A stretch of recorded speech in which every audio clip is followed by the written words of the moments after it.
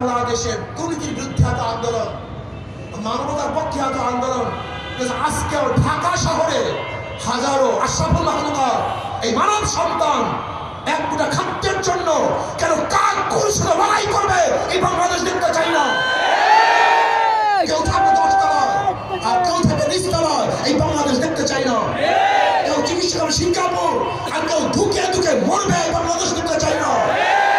তার সন্তানেরা আমেরিকার ইংল্যান্ডে পড়াশোনা করবে, ক্যামব্রিজ অক্সফোর্ডে হার্ভার্ডে পড়াশোনা করবে, আর হাজারো দুঃখী মানুষ যাদের সন্তানেরা মেধাবী তারা শিক্ষার অভাবে পয়সার অভাবে শিক্ষা গ্রহণ করতে পারবে না, এই বাংলাদেশ আমরা দেখতে চাই।